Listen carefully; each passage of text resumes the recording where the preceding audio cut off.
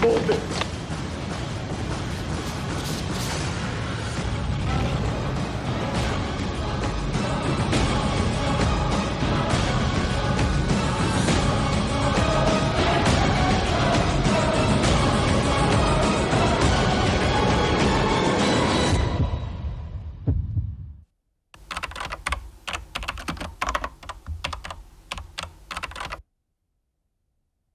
Dolazim iz Splita i grafičarka sam. Mi smo plesna skupina Unitex, dolazimo iz Splita i bavimo se uličnim plesnim stilovima kao što su hip-hop, breakdance, house dance itd.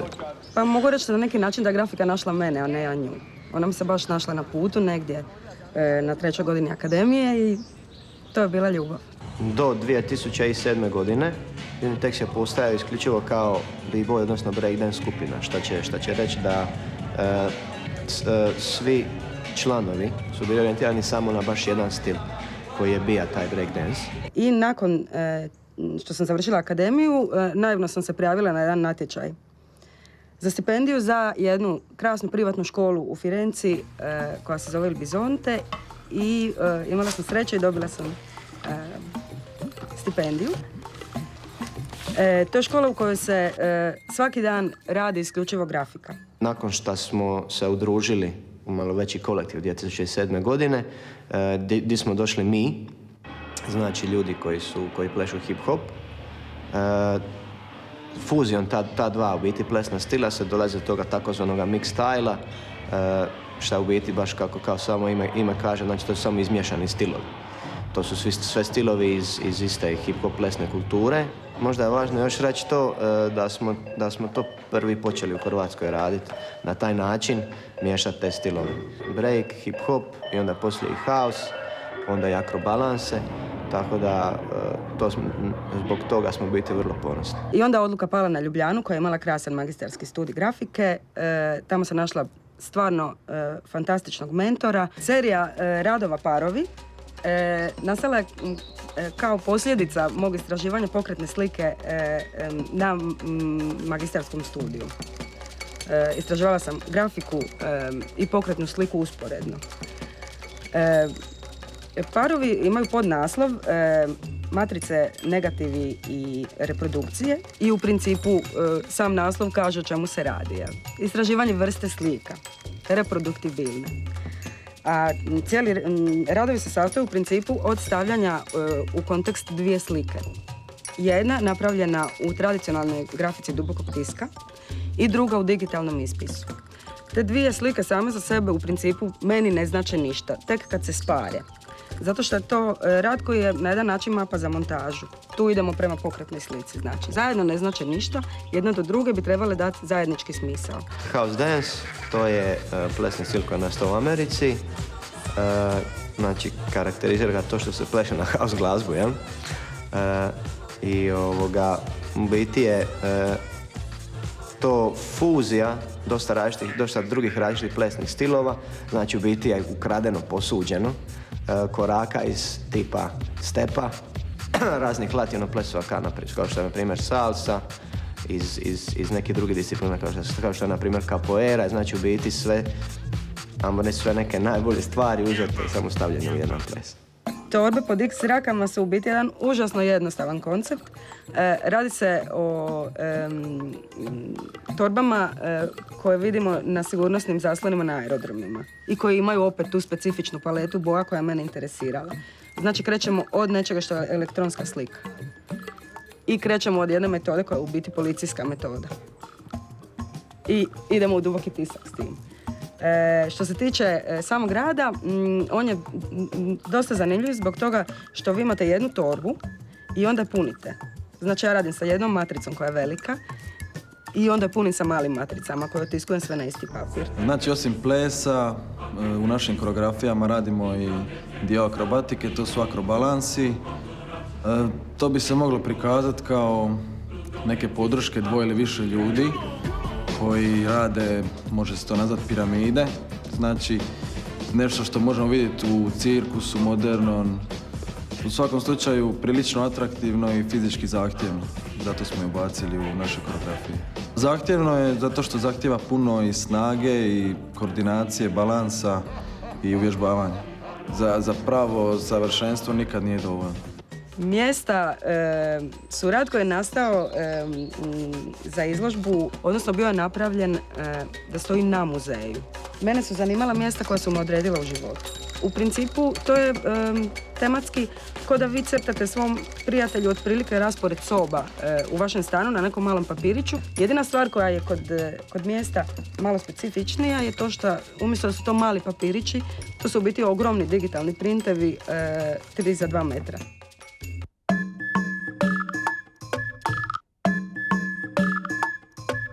U razradi koreografije, u osmišljavanju koraka, donošenju muzike, stvarno smo jedan ok kolektiv što se toga tiče i poštujemo jedni i druge.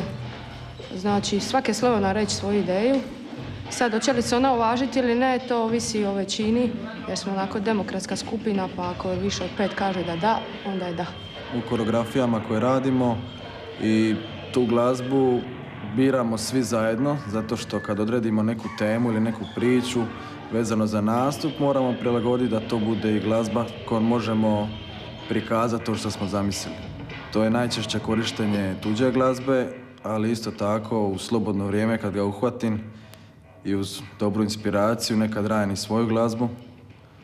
Tako da imamo nekad i nastupe na glazbu koju smo napravili samo za nas, znači koju sam ja napravio. Probe su različite kako i za nastupe, tako i svaka pojedinačna proba ovisi o trenutnoj inspiraciji, kako je ko volje, jer ipak imamo večernje probe koje počinju tek iza 10 navečer, tako da nije lako imati inspiraciju za rad, ali pošto to volimo raditi, onda uspijamo nekako. Kod smišljanja naših koreografija dosta znači to što se bavimo raznim plesnim stilovima i da svako ima svoj, mamo reći, specijalitet, tako da će svako svoju ideju prenijeti kroz svoj ples i svi od svakoga možemo nešto naučiti i na kraju to baš bude mix style koreografija. Uz naporne treninge dolaze naravno i neke ozljede. Sad ne mogu se sve ozljede spriječiti, ali u svakom slučaju treba i posebna sportska priprema za sve. Znači, jako dobro zagrijavanje, stezanje i tehnički što pravilnije izvođenje svih i koraka i akrobacija, tako da bi te ozljede bile što manje. Gluma je nešto što nam je došlo onako usput. Nismo ni mi znali da smo ovako talentirani za to. To dođe spontano, znači nije nešto planirano. Zato što smo i mi ovako spontani i veseli i razigrani. I to nadopuni cijeli plesni izraz, ako uz ples i muziku još ubacimo malo glume da se još bolje prikaže to što želimo reći s tom koreografijom. Za neke nastupe se radi tjedan dana, za neke nastupe se radi 3 mjeseca, ovisi o težini koreografije i važnosti nastupa, veličini natjecanja. U plesnoj skupini Unitek sam odgovorna za kostime i šminku. Iako nisam glavna, jer ipak sve je kod nas stvar dogovora, pa tako i to. Ali uglavnom neke nacrte, prijedloge znam donijeti. U odabiru kostima u principu najviše me usmjerava tema.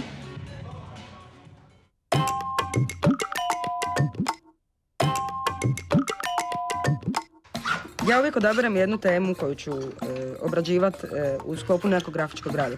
Duboki tisak sastoji se od toga da se izradi matrica metalna koja ima svoje tehnike i nakon toga ide otiskivanje. To su dvije različite stvari i obe dvije mogu biti izuzetno kreativne. Osnovne tehnike dubokog tiska su direktne i indirektne. Direktne tehnike u koje spada suha igla radi se na ploči, direktno. Indirektne tehnike rade se uz pomoć kiseline. Bakropis je indirektna grafička tehnika, kod nje se koristimo zaštitnim lakom za kiselinu, znači uzmemo našu metalnu ploču, premažemo je zaštitnim lakom, čekamo da se osuši i nakon toga crtamo iglom po toj ploči. Ono što radimo je dižemo zaštitni lak i puštamo tu, u biti radimo put kiselini da udubi ploču. U to udubljenje ide boja pri tiskanju. A sam tisak isto tako može biti jako kreativan zbog toga što nije finalan, nije slikarstvo, nije jedna boja i gotovo, nego vi možete matricu koristiti na razne načine, puno puta mijenjajući boje, isto tako intervenirajući na matricu dalje ako je to potrebno. Na samoj matrici može biti prisutno puno tehnika grafičkih. One isto tako imaju svoj red. Prvo se rade indirektne tehnike i zatim direktne. Direktne tehnike su one u kojima se ne koristi kiselina. U direktnem tehnike spada suha igla kao kraljica svih tih direktnih tehnika. Grafičar bez preše nije grafičar, tako da.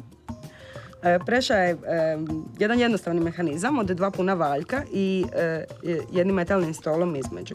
Imamo ručku koju vrtimo, stavimo matricu koja je nabojana, mokri papir na nju, pokrijemo s filcom i prođemo cijeli taj skup svega kroz prešu i tako u principu otiskujemo grafiku.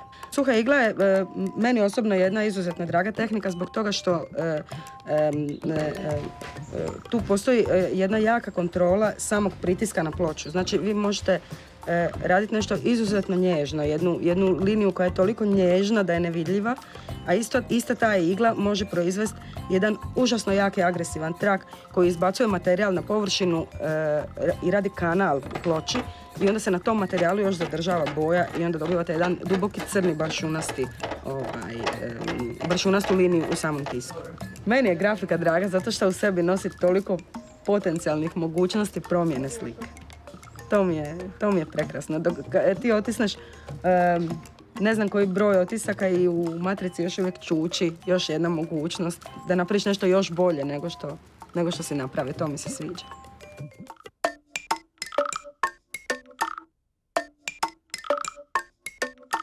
Kada se napravi gotova koreografija, budemo sretni što je napokon gotovo jer je dosta naporno, ali najbolji dio i najbolji osjećaj je kad se to otpleše na tom nastupu ili natjecanju, kad poklonimo ljudima, publici to što smo ulagali mjesecima i onda je to najbolji osjećaj ako dobijemo i povratnu energiju nazad ili neko priznanje, ako je natjecanje ili nešto, onda je to osjećaj koji vrijedi i više od tih par mjeseci truda.